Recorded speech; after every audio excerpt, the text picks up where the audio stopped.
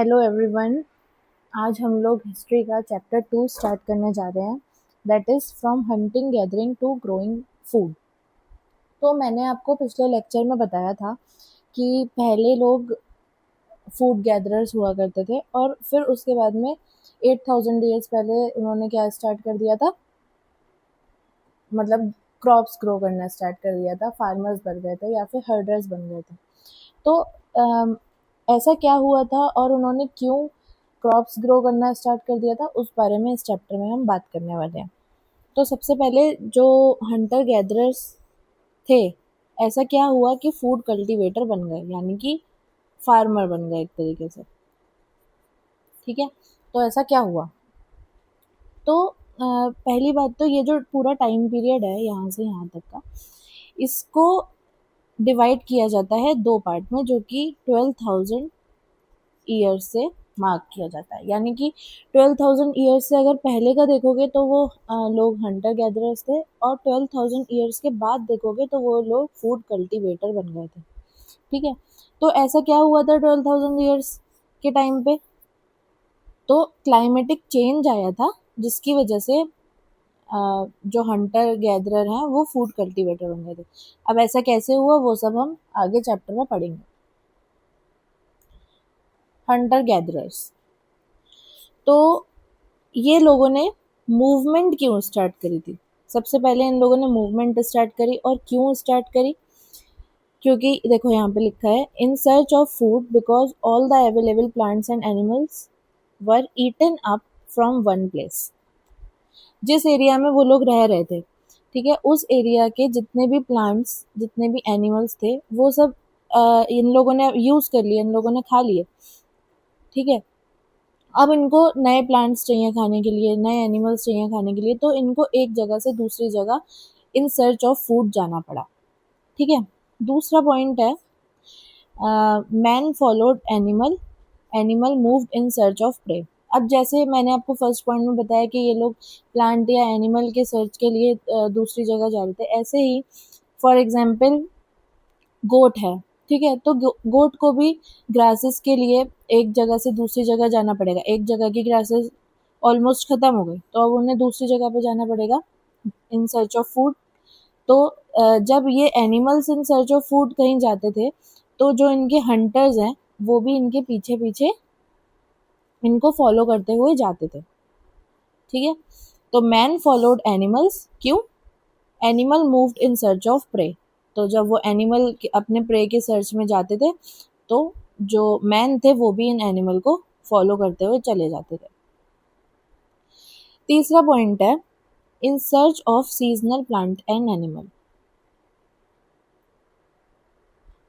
ठीक है, in search of seasonal plants and animals, in search of water. इसमें देखो, सबसे पहली बात, एक होती है पेरेनियल रिवर एरिया और एक होता है non perennial river area. Perennial river area होता है जहाँ पे हमेशा पानी अवेलेबल रहता है। ठीक है, ऐसी रिवर्स जिसमें पानी हमेशा अवेलेबल रहता है उन्हें कहते हैं पेरेनियल रिवर।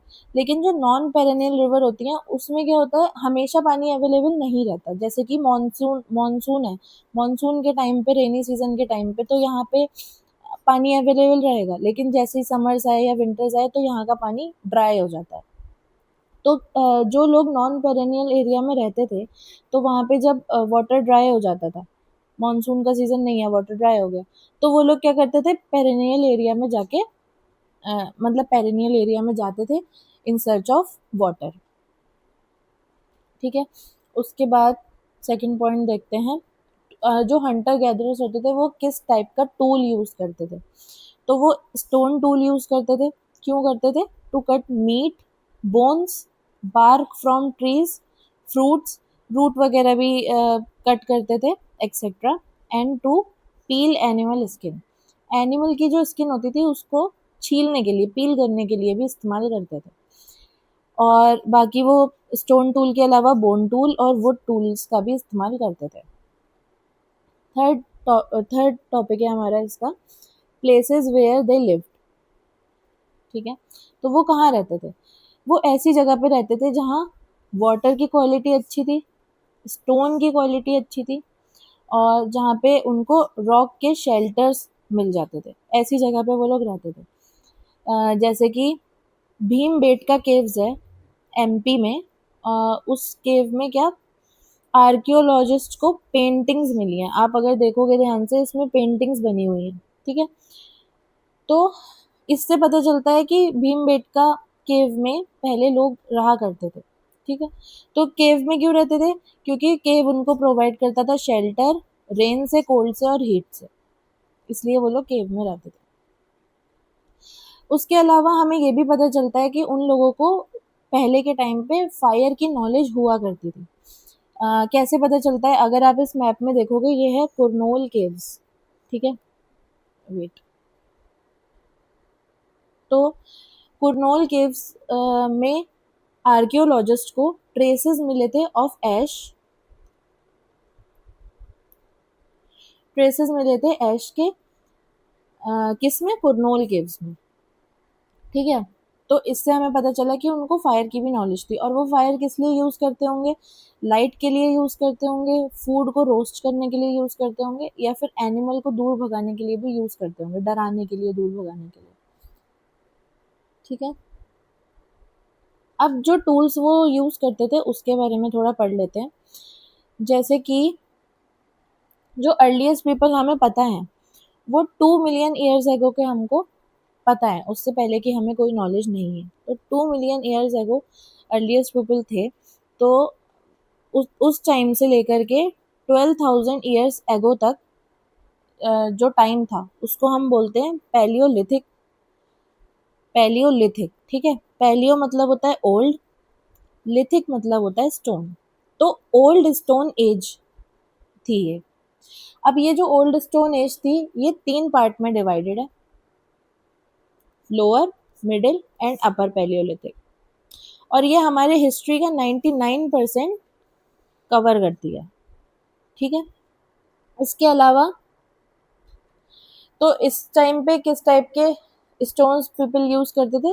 लिखा है people use natural stones to make basic tools by breaking them. तो वो क्या करते थे? नेचुरल स्टोन का यूज करते थे और उनको ब्रेक करके उससे टूल्स, बेसिक टूल्स बना लेते थे।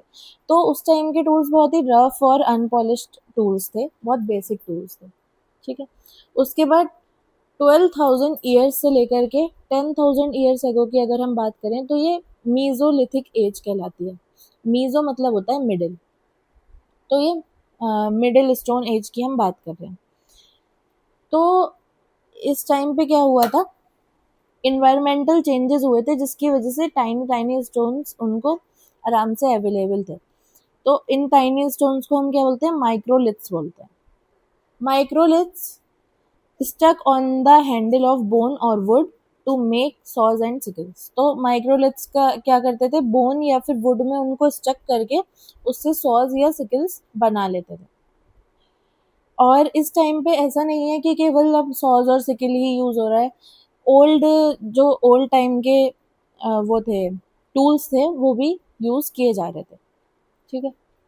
उसके बाद बात करते हैं 10,000 ईयर्स एगो से लेकर के 4,500 ईयर्स एगो तक जो एज है उसे बोलते हैं नियोलिथिक एज, यानी कि न्यू, नियो मतलब न्यू, नियो मतलब न्यू, लिथिक मतलब वही स्टोन। तो न्यू स्टोन एज जो है उसको हम बोलते हैं नियोलिथिक एज। इसमें क्या था? इसमें बिल्कुल फाइन कटिंग एज वाले टूल्स मिल जाते थे और पॉलिश्ड टूल्स होते थे, ठीक है। बहुत अच्छे पॉलिश्ड और फाइन कटिंग वाले एज होते थे।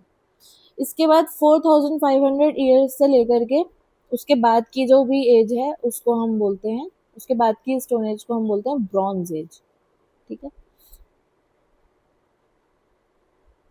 जैसे कि मैंने आपको ऊपर बताया था कि 12,000, देखो मैंने यहाँ पे बताया था कि 12,000 ईयर्स पहले क्या हुआ था? क्लाइमेटिक चेंज हुआ था जिसकी वजह से लोग हंटर गैदरर से फूड कल्टीवेटर की तरफ बढ़े, ठीक है। तो अब उस बारे में बात करते हैं। तो क्या हुआ था? क्लाइमेट में चेंज आया था उस टाइम पे। पहले बहुत अच्छा खासा आइस वाला एरिया हुआ करता था, ठीक है। उसके बाद में क्लाइमेट में चेंज आया, वार्म कंडीशंस हुई, तो उसकी वजह से क्या हुआ? आइस मेल्ट होना शुरू हो गई। अब जब आइस मेल्ट होगी तो क्या होगा, रिवर फॉर्म होगी उससे, ठीक है, पानी बर्फ पिघली, उससे पानी बना, पानी से रिवर फॉर्म हुई। तो उस रिवर फॉर्म होने की वजह से क्या हुआ, फ्लोरा और फौना में बहुत चेंज आया, मतलब प्लांट्स और एनिमल्स दोनों ही चीज़ों में चेंज आया, ठीक है। तो क्या हुआ, ग्रासलैंड्स बने। ग्रासलैंड्स मतलब होता है वो एरिया जहाँ पे ग्रासेस बहुत ज़्यादा होती हैं, ठीक है। तो ग्रासलैंड्स में हमको मिले ग्रेन बेयरिंग ग्रासेस, ऐसी ग्रासेस जिनमें ग्रेन होते हैं, ठीक है, ऐसी ग्रासेस हमें मिली। तो ह्यूमन ने क्या किया उस टाइम पे, इन ग्रासेस को ऑब्जर्व किया, इन ग्रेन बेयरिंग ग्रासेस को ऑब्जर्व किया और नोटिस किया कि वो ग्रो कैसे होती हैं, notice how they are growing. और ये जो ग्रासेस थी ना, ये नेचुरली ग्रो हुई थी, ठीक है। तो जब ये ग्रो हुई तो ह्यूमन ने उसको नोटिस किया और फिर ये भी पता किया, ऑब्जर्व करा कि वो कल्टीवेट कैसे होती हैं, राइपेंड कैसे होती हैं, वो सब चीज़ों के बारे में जब इंसान जाना, ठीक है, तो उसके बाद उन्होंने क्रॉप ग्रो करना शुरू कर दिया और तभी से वो फार्मर्स बन गए। ऐसे ही एनिमल्स में क्या हुआ, अब जैसे कि एग्जाम्पल लेते हैं कैटल का। कैटल है, उनको ग्रास खानी है, तो वो ग्रास लैंड वाले एरिया में आएंगे ऑफ कोर्स, क्योंकि यहाँ पे ग्रासेस ज़्यादा हैं। तो क्या हुआ कि जो एनिमल्स जिनको भी ग्रास खाना होता था तो वो इस तरफ आते थे, ठीक है। तो ह्यूमन ने उनको फॉलो किया और उनके बारे में ऑब्जर्व करना शुरू किया, स्टडी करना शुरू किया, उनकी हैबिट्स के बारे में जाना, ब्रीडिंग के बारे में जाना और उस टाइम पे ही लोगों ने फिश के बारे में भी स्टडी करी, ठीक है। तो जब उन्होंने जान लिया कि एनिमल्स की हैबिट्स क्या हैं, उनकी ब्रीडिंग कैसे होती है, तो फिर उन्होंने एनिमल को रेयर करना स्टार्ट कर दिया। और कौन कौन से एनिमल उन्होंने रेयर किए, शीप, गोट, कैटल, ठीक है। इस तरीके से इंसान हर्डर बना, ह्यूमंस हर्डर बने, ओके। उसके बाद एक और चीज़ है यहाँ पे कि उस टाइम पे लोग टेमिंग करते थे एनिमल की। क्या करा उन्होंने, जब उन्होंने इतना सब कुछ जाना एनिमल्स के बारे में, मतलब किस तरीके से वो ब्रीड करते हैं और क्या हैबिट्स हैं उनकी, तो उन्होंने क्या किया ना, जहाँ पे ह्यूमंस के शेल्टर होते थे, वो अपने शेल्टर के बाहर जो भी उनका बचा हुआ खाना होता था, food left by man near their shelter, ठीक है, तो वो क्या करते थे, जो भी खाना होता था वो अपने शेल्टर के बाहर रख आते थे। तो एनिमल क्या होते थे, आके उस खाने को खाते थे, ठीक है। उसकी वजह से क्या हुआ, वो इंसान के पालतू बन गए, वो टेम्ड हो गए, दे गॉट टेम्ड। जैसे हम नॉर्मली भी अ, जो हमारा खाना बचता है वो हम डॉगी को डाल देते हैं बाहर, ठीक है।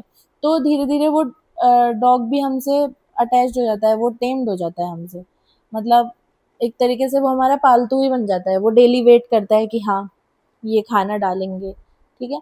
तो वही चीज़ पहले भी हुई थी। तो जो फर्स्ट एनिमल थे जो टेम हुए वो कौन थे, डॉग के ही एंसेस्टर थे, wild ancestor of the dog, ठीक है।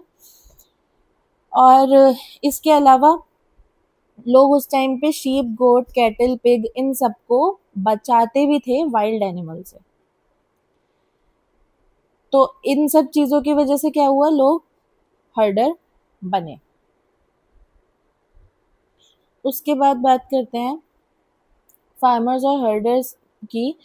तो फार्मर्स जो हैं वो क्रॉप ग्रो करते थे। अब उन क्रॉप का क्या यूज़ होता था, उनको सीड की तरह यूज़ करते थे, एज अ गिफ्ट यूज़ करते थे, किसी को गिफ्ट देने के लिए, एज अ फूड यूज़ करते थे। और वो क्या करते थे, इन सब क्रॉप को स्टोर करते थे, किस में, क्ले पॉट, यानी कि मिट्टी के जो बड़े बड़े बर्तन होते थे उनमें स्टोर करते थे, बास्केट्स में स्टोर करते थे, और डग पिट्स इनटू द ग्राउंड, मतलब ज़मीन में गड्ढा कर लेते थे और उसमें स्टोर करते थे। हर्डर की अगर हम बात करें तो herding of sheep, goat, cattle and pig, pig, sheep, goat और कैटल, इनकी हर्डिंग होती थी और इससे क्या उनको बेनिफिट मिलता था, उनको मीट मिलता था इससे, और उससे उनको मिल्क मिलता था। तो देखो, एनिमल से आपको मीट भी मिल रहा है, यानी कि खाना भी मिल रहा है और मिल्क भी मिल रहा है। तो इससे क्या, एक तरीके से आपको सारी आपकी नीड्स जो है वो पूरी हो रही हैं। तो एनिमल को स्टोर बोला जाता था फूड का, ठीक है, एक तरीके से एनिमल स्टोर हो गए फूड के। अब अगर आप मैप में देखो यहाँ,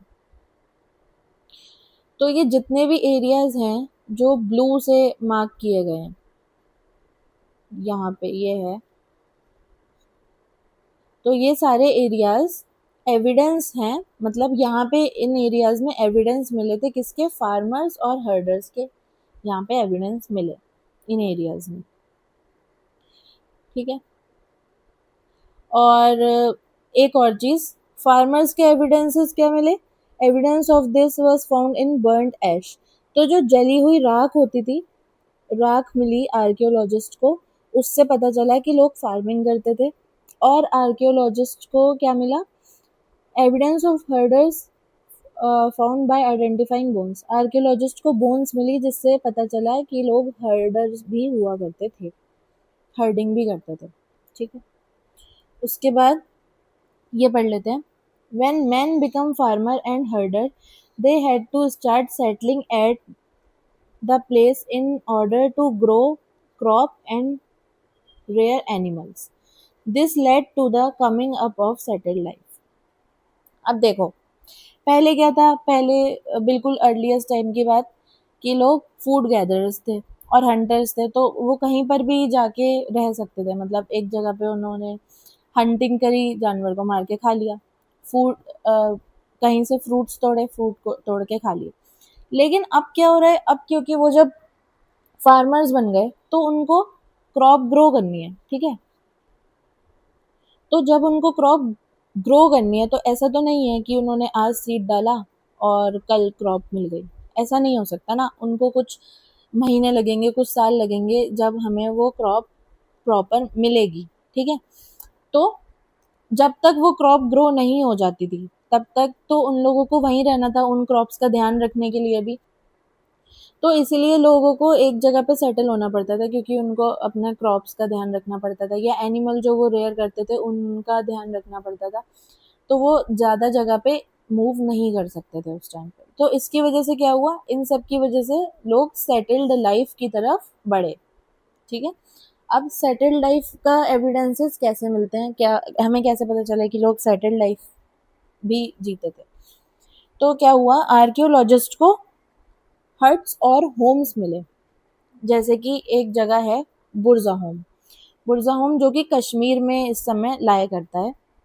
वहाँ पे आर्कियोलॉजिस्ट को क्या मिला, पिट हाउस मिले, यानी कि जैसे जो ग्राउंड है उसको डग करके पिट हाउस बना रखा था। ये इमेज जो है ये पिट हाउस की इमेज है, देखो ये ग्राउंड को उन्होंने डग कर रखा है, डिग कर रखा है, और यहाँ पे अंदर भी कंपार्टमेंट्स बने हुए हैं। तो इससे पता चलता है कि वो इनमें रहा करते थे एज अ शेल्टर, ठीक है। तो ये पिट हाउस के बारे में पढ़ते हैं, स्टेप्स लीडिंग इनटू देम और provide shelter in cold weather. तो ये पिट हाउस क्या करते थे, शेल्टर प्रोवाइड करते थे कोल्ड वेदर में। उसके अलावा कुकिंग हर्थ मिला था। आपने देखा होगा कभी ब्रिक्स का या फिर मिट्टी का या स्टोन्स का ना एक बना लेते हैं जिसके अंदर कुकिंग करी जाती है। तो वो पहले के टाइम पे लोगों ने किया होगा, तो उस वो मिला आर्कियोलॉजिस्ट को। तो वो इनसाइड और आउटसाइड दी हट्स हुआ करते थे। क्यों, depending on the weather people could cook indoor और आउटडोर। वेदर के हिसाब से लोग अंदर, घर के अंदर या घर के बाहर कुक कर सकते हैं, इसलिए दोनों जगह पे कुकिंग हर्थ मिले उन्हें, ठीक है। इसके अलावा अर्थन पॉट्स मिले, या जो मिट्टी के बर्तन होते हैं वो मिले। वो या तो डेकोरेशन के लिए यूज़ हो सकते हैं या फूड स्टोर करने के लिए यूज़ हो सकते हैं, ठीक है। उसके बाद टूल्स मिले आर्कियोलॉजिस्ट को, जो कि फाइनली पॉलिश्ड टूल्स थे, फाइन कटिंग एजेस थी उन टूल्स की, ठीक है। उसके अलावा मोर्टार्स और पेसल्स भी मिले, जिससे वो क्या करते होंगे, ग्रेन्स को ग्राइंड करते होंगे। मोर्टार और पेसेल क्या होता है, आपने देखा है जैसे घर में अदरक जिससे कूटी जाती है, उस टाइप का ही उस टाइम पे उन लोगों ने कुछ बनाया, मतलब उसी टाइप का बनाया होगा, उसको मोर्टार एंड पेस्टल कहते हैं, जिससे हम अदरक कूटते हैं। तो उस टाइम पे भी ऐसी चीजें मिली। और क्या मिला, some tools were also made of bones, कुछ टूल्स ऐसे भी मिले जो कि बोन्स के बने हुए थे। इसके अलावा वीविंग क्लोथ्स के बारे में भी आर्कियोलॉजिस्ट बताते हैं, क्या कि वो अलग अलग मटेरियल से क्लोथ्स वीव करते होंगे, जैसे कि कॉटन हो गया, कॉटन से क्लोथ्स वीव करते होंगे वो लोग।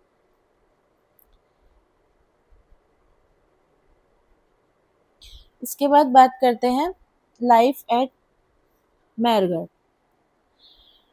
तो मैरगढ़ के बारे में क्या है, मैरगढ़ एक ऐसी जगह थी जो फर्टाइल प्लेन फर्टाइल प्लेन में लोकेटेड थी, मतलब वहाँ फार्मिंग के लिए अच्छी मिट्टी मिलती थी। ठीक है, ये जगह बोलन पास के पास में थी, मतलब ये लिखा है बोलन पास के पास में थी। इस रूट की वजह से लोग, मतलब बोलन पास क्या है, इस रूट की वजह से लोग ईरान और दूसरे एरियाज तक आसानी से ट्रेवल कर सकते थे और ट्रेड भी कर सकते थे। तो इसलिए ये बहुत इम्पोर्टेंट पास बन जाता है, बोलन पास। और इसके अलावा जो मैरगढ़ है वो one of the earliest village है जिसके बारे में हमें पता है। ठीक है, तो मैरगढ़ में कैसी लाइफ थी, यहाँ पे लोग फूड कल्टीवेट करते थे, जैसे कि बार्ले और वीट की फार्मिंग होती थी। उसके अलावा एनिमल्स जैसे कि कैटल, गोट, शिप, इन सबको भी मैरगढ़ में सबसे पहले इन्हीं जानवरों को पाला गया था, रेयर किया गया था। ठीक है, इसके अलावा क्या लिखा है, bones of animals, sheep, goat were found. Mehrgarh में आर्कियोलॉजिस्ट को बोन्स और एनिमल, मतलब बोन्स मिले एनिमल्स के, जैसे कि शीप, गोट, इन एनिमल्स के बोन्स मिले। Remains of square and rectangular houses, each house had 4 or more compartments, may have been used for storage। यानी कि आर्कियोलॉजिस्ट को ऐसे भी घर मिले जिसमें 4 या 4 से ज़्यादा कंपार्टमेंट्स हुआ करते थे, और वो प्रोबेबली किस लिए यूज़ किए जाते होंगे, स्टोरिंग के लिए यूज़ किए जाते होंगे। जैसे कि ये है, इसमें ये 4 आपके कंपार्टमेंट हैं। ठीक है, तो यहाँ पे स्टोरिंग के लिए इनको यूज़ किया जाता होगा। उसके अलावा मैरगढ़ में ब्यूरियल पैटर्न भी था, मतलब along with man animal buried. क्या होता था पहले, लोगों को बरी किया जाता था, उनकी डेथ के बाद में उनको गाड़ देते थे ज़मीन में, और इनके साथ में गोट या शीप, इन लोगों को भी, इन जानवरों को भी गाड़ दिया जाता था। क्यों? क्योंकि उस टाइम के लोग ये बिलीव करते होंगे कि डेथ के बाद भी एक लाइफ होती है, तो उस लाइफ के लिए फूड लोग जो है देते थे। शीप हो गया, गोट हो गई, इन सबको एज अ फूड ये लोग साथ में बरी करते थे। तो वो लोग क्या बिलीव करते थे, believe in life after that, death, death के बाद भी जो वो लोग बिलीव करते थे कि डेथ के बाद भी कोई लाइफ होती है, तो उसके लिए एनिमल्स को साथ में बरी कर देते थे। जैसे कि आप देखो यहाँ पे ये ह्यूमन है और यहाँ पे ये एनिमल्स के स्केलेटल है। ठीक है, बस इतना ही ये टॉपिक है। Thank you for watching.